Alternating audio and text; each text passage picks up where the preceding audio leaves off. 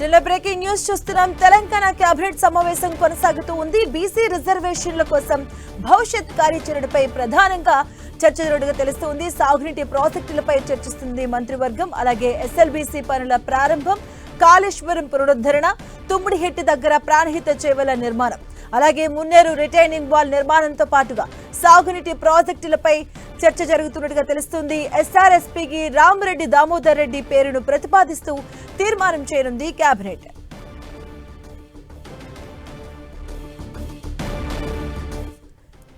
Telangana cabinet సమావేశం కొనసాగుతుంది. దీనికి సంబంధించిన పూర్తి అప్డేట్స్ మా కరెస్పాండెంట్ కొండల్ అందిస్తారు. కొండల్, కేబినెట్ భేటీ ప్రారంభమైంది. సచివాలయంలో సీఎం రేవంత్ రెడ్డి అధ్యక్షతన కేబినెట్ భేటీ. ఈ కేబినెట్ సమావేశానికి మంత్రి కొండా సురేఖ మినహా మంత్రులందరూ కూడా హాజరయ్యారు. కొంత ప్రస్తుతం కొండా సురేఖ పార్టీ ఇన్ఛార్జ్ మీనాక్షి నటరాజన్తో భేటీ కొనసాగుతుంది. మరి ఆ సమావేశం ముగిసిన తర్వాత హాజరవుతుందా రాదా అన్నది ఇంకా సస్పెన్స్ కొనసాగుతుంది. ఇది కేబినెట్ సమావేశానికి వస్తే భారీ ఎజెండా ఈ కేబినెట్లో చర్చించబోతున్నారు. ప్రధానంగా సాగునీటి ప్రాజెక్టులకు సంబంధించి కొన్ని కీలక నిర్ణయాలు కూడా ఈ కేబినెట్లో తీసుకునే అవకాశం కనిపిస్తుంది. దీంతోపాటు బీసీ కులగణనకు సంబంధించి సుప్రీంకోర్టులో ప్రభుత్వానికి వ్యతిరేకంగా పిటిషన్ కొట్టేసిన పరిస్థితి ఉంది. ఈ నేపథ్యంలోనే మరోసారి హైకోర్టులోనే తేల్చుకునేందుకు ప్రభుత్వం సిద్ధమవుతున్న నేపథ్యంలో అసలు ఏ విధంగా ముందుకెళ్దామన్న దానిపైన ప్రధానంగా కేబినెట్లో చర్చించే అవకాశం ఉంది. కేబినెట్ సమావేశానికి ముందే ఏజీతో ముఖ్యమంత్రి రేవంత్ రెడ్డి ప్రత్యేకంగా సమావేశమయ్యారు. దీనికి సంబంధించిన లీగల్ అడ్వైజ్ను కూడా చర్చించినట్టుగా తెలుస్తుంది. దీని తర్వాత ఈ కేబినెట్లో ఈ అన్ని అంశాలు కూడా చర్చకు వచ్చే అవకాశం ఉంది.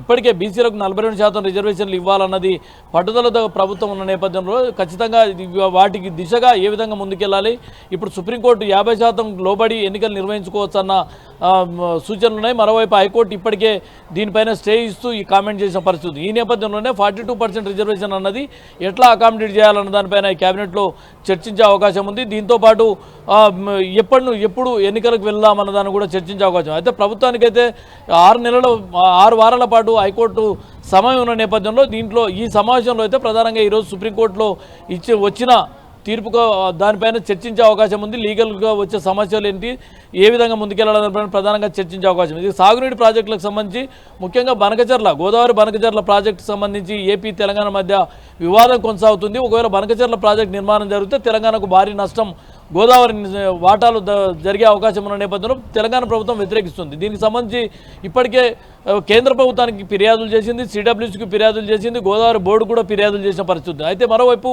ఏపీ అంతే దూకుడుగా ముందుకెళ్తున్న పరిస్థితి ఉంది. టెండర్లకు కార్పొరేట్ చేసిన నేపథ్యంలో తెలంగాణ ప్రభుత్వం చాలా సీరియస్గా 2 రోజుల క్రితమే సిడబ్ల్యూసీకి లేఖ కూడా రాసిన సందర్భం ఉంది. కాబట్టి ఈ అంశాన్ని ఖచ్చితంగా కేబినెట్లో చర్చించే అవకాశం ఉంది. ఏపీని కట్టడి చేసేందుకు తెలంగాణ ప్రభుత్వం ఏ విధంగా ముందుకెళ్ళాలి, ఎలాంటి వ్యూహంతో ముందుకెళ్లాలని దానిపైన చర్చించే అవకాశం ఉంది. అవసరమైతే కేబినెట్లో ఒక తీర్మానం కూడా చేసే అవకాశం ఉంది. దీంతో కేంద్ర ప్రభుత్వానికి సిడబ్ల్యూసీకి ఒక గట్టి మెసేజ్ ఇచ్చే దిశగా ఈ కేబినెట్లో చర్చించి ఒక కీలక నిర్ణయం తీసుకునే అవకాశం ఉంది. ఇంకా మరో తమిళనాడుకి సంబంధించిన అంశం అన్నది ప్రధానంగా మహారాష్ట్ర మధ్య ఉన్న ఒప్పందాలకు అనుగుణంగా చేసుకోవాల్సి ఉన్న నేపథ్యంలో తమిళనాడుకి ఇప్పటికి కూడా అక్కడ పనులు ప్రారంభం కాని పరిస్థితి ఉంది. తమిళనాడుకి పనులు ప్రారంభించాలంటే మహారాష్ట్రతో చర్చించాల్సిన అవసరం ఉంది. కాబట్టి త్వరలోనే మహారాష్ట్ర వెళ్ళి చర్చించాలన్న యోచనలో తెలంగాణ ప్రభుత్వం నేపథ్యంలో కేబినెట్లో దీనిపై చర్చించి ఈ 152 అడుగులకు తమిళనాడు దగ్గర రిజర్వాయర్ నిర్మించాలా, లేదంటే 148 అడుగులకు నిర్మాణం చేపట్టాలన్న దానిపైన మహారాష్ట్రతో జరిగే చర్చలకు అనుకూలంగా ఒక కీలక నిర్ణయం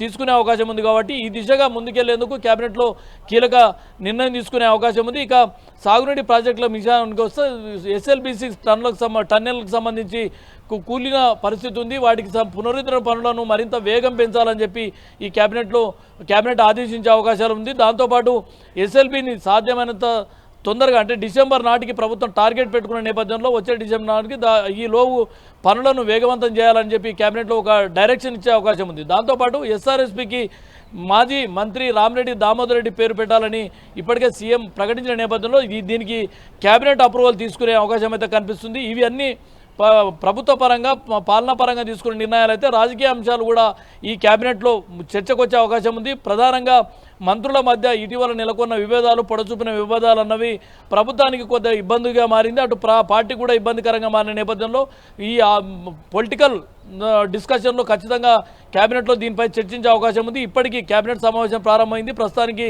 కొండా సురేఖ ఇంకా కేబినెట్ సమావేశానికి హాజరు కాలేదు. ప్రస్తుతం ఆమె మీనాక్షి నటరాజన్తో చర్చిస్తున్న పరిస్థితి ఉంది. ఈ నేపథ్యంలోనే ఈ మంత్రుల మధ్య విభేదాలు అన్నవి మంచిది కాదు. దీనికి సంబంధించి ఏ విధంగా ముందుకెళ్లడం దానిపై కూడా ఈ కేబినెట్లో చర్చించే అవకాశం కనిపిస్తుంది. Right, thank you కోడర్.